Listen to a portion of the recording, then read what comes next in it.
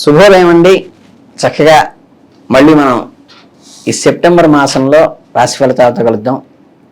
చక్కగా ఈ మీనరాశి వాళ్ళకి సెప్టెంబర్ మాసంలో ఎలా ఉంటుందో తెలుసుకుందాం. పూర్వభాద్రలో 4న మిగిలిన 4వ పాదము, ఉత్తరాభాద్రలో 4 పాదాలు, రేవతిలో 4 పాదాలు. వీళ్ళందరూ కూడా మన మీనరాశికి సంబంధించిన వాళ్ళు. కనుక ఈ మీనరాశి వాళ్ళకి ఈ సెప్టెంబర్ మాసానికి వచ్చినటువంటి ఫలితాలను జాగ్రత్తగా గమనించినట్లయితే వీళ్ళకి చాలా వరకు కూడా అనుకూలమైన ఫలితాలనే వస్తుంది. ఇటుపక్క రవి, బుధ, శుక్రులు పూర్వార్ధంలో బలవంతులాగటం వల్ల ఈ ఫలితం వస్తుంది. మృష్టాన్న భోజనం వస్తుంది. చక్క ఆచార వ్యవహారాలు ప్రాధాన్యత ఇస్తారు. బంధు మిత్రులతో ఇద్దరితో కూడా సౌఖ్యం కలిసి వస్తుంది. సమయానికి చేతికి ధనం అందుతుంది. చిన్న తరహా ఉపాధి అవకాశాలు కూడా ఏర్పడతాయి నెలలో. అలాగే 18న శుక్రుని రాశి మార్పు చేత స్వశక్తి చేత ప్రాధాన్యత వస్తుంది. ఊహించిన ప్రయాణాలు చేయవలసిన అవసరం కూడా ఉందన్నమాట. కనుక ఏంటంటే ఓవరాల్గా ఈ గ్రహ సంచారం వల్ల ఏమవుతుందంటే మీనరాశి వారికి మిశ్రమ ఫలితాలను అయితే ఇస్తుంది. ఈ నెలలో మీరు తీసుకునే నిర్ణయాలు మీ భవిష్యత్తు మీద గణనీయమైన ప్రభావాన్ని చూపుతాయి. కాబట్టి మీరు అప్రమత్తంగా ఉండాలి. Awareness is must. ఆర్థికంగా ఈ నెలలో ఒడిదుడుకులు ఫైనాన్షియల్గా ఉన్నప్పటికీ కూడా వ్యాపారంలో వచ్చే లాభాలతో దాన్ని అధిగమించవచ్చు. ఖర్చులు కూడా కొంచెం పెరిగినప్పటికీ డబ్బు విషయంలో జాగ్రత్తగా ఉండండి. కొంచెం సేవింగ్ చేసింది కూడా వాడాల్సి రావచ్చు. అనవసరమైన ఖర్చులు తగ్గించుకుంటే ఆ సేవింగ్ బయటకు తీయకుండానే అడ్జస్ట్ చేయొచ్చు. పెట్టుబడులతో జాగ్రత్తగా చేయండి. మీరు ఆర్థిక నిర్ణయాలు తీసుకునే ముందు 1కి 4 సార్లు ఆలోచించి నిపుణుల సలహాలు, జీవిత భాగస్వామి సలహాలు తీసుకోండి.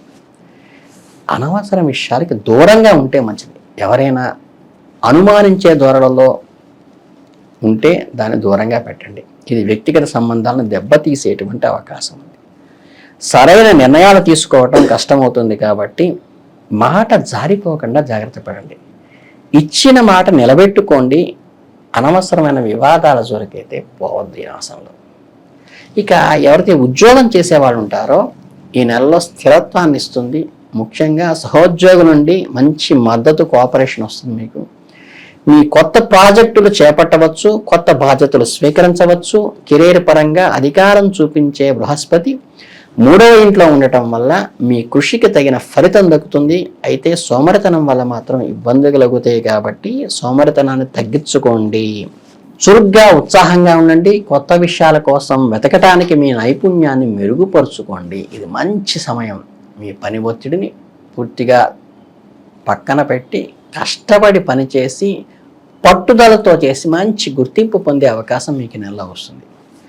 విద్యార్థులకైతే కనుక ఈ నెల చక్కగా ఉంటుంది. ఈ నెల ప్రారంభంలో బుధుడు 5వ ఇంట్లో ఉండటం వల్ల మంచి తెలివితేటలు పెరుగుతాయి. మంచి జ్ఞాపక శక్తి కూడా పెరుగుతుంది. సంస్కృతము, గణితము, గణాంకాలు, ఆర్థిక శాస్త్రాల వంటి సబ్జెక్ట్స్లో మంచి రాణించేటువంటి అవకాశం వస్తుంది. కాబట్టి మీరు చదువుపై పూర్తి శ్రద్ధ పెట్టండి. మంచి ఫలితాలు వస్తాయి. మీ సృజనాత్మక పెంపొందించుకోవడానికి, కొత్త విషయాలు నేర్చుకోవడానికి ఈ మాసం మీకు చక్కగా ఉపయోగపడుతుంది విద్యార్థులకి. కనుక ప్రాపర్ యూటిలైజేషన్ చేసుకోండి ఈ మాసాన్ని.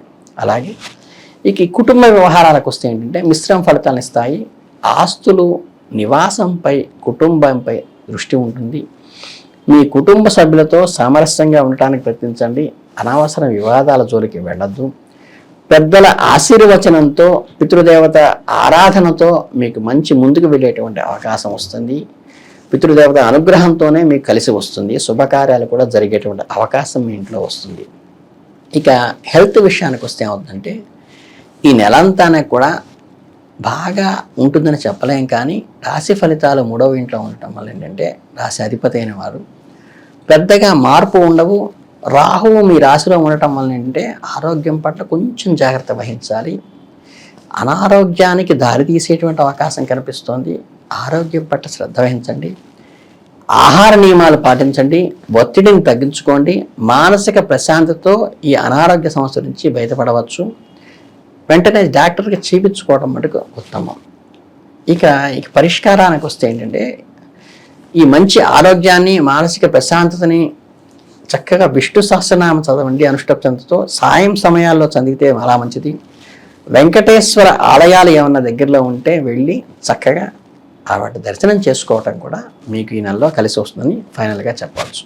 మొత్తం మీద ఓవరాల్గా చూస్తే ఏంటంటే మీనరాశి వారికి చిన్న చిన్న సవాళ్ళు ఎదుర్కొన్నప్పటికీ, అనారోగ్య సమస్యలు ఎదురైనప్పటికీ మీరు వాటన్నిటిని అధిగమించి సానుకూల దృక్పథంతో ఉండి మీ సామర్థ్యాన్ని, నమ్మకాన్ని పెంపొందించుకుంటారు.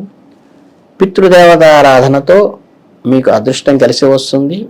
సహోద్యోగుల సహకారము, భాగస్వామి సహకారంతో మీరు ముందుకు వెళతారు. ఈ విషయాన్ని మీరు జాగ్రత్తగా గమనించుకున్నట్లయితే ఈ రాశి వాళ్ళకి ఏ రకమైన ఇబ్బంది లేదు.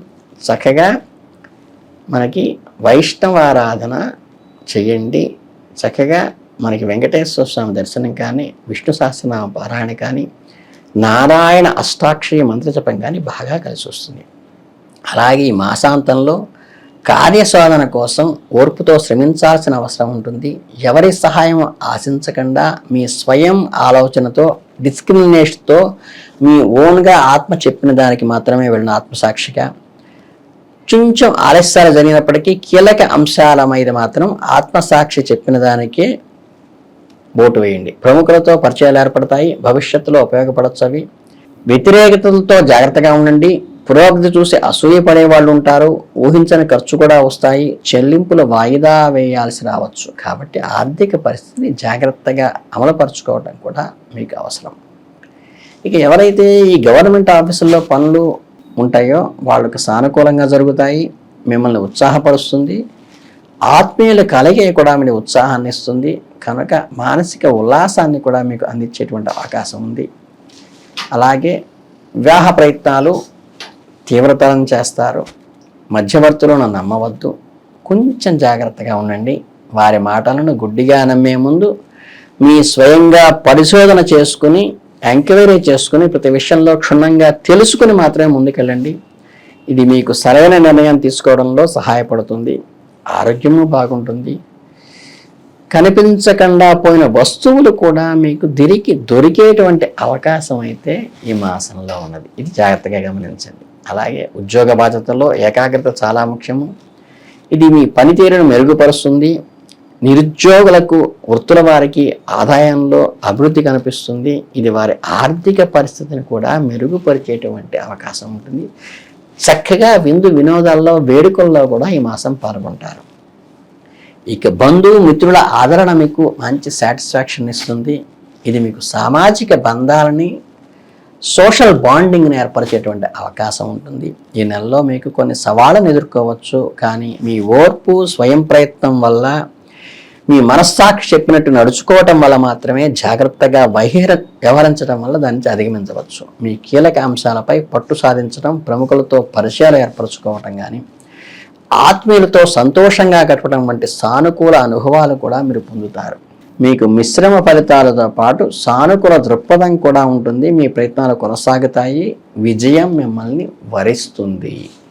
విష్ణు ఆరాధనలోకి వచ్చినప్పుడు అంటే ఈ గురు ఆరాధన గాన, గురు అనుగ్రహం కోసం కూడా మీరు చేయొచ్చు.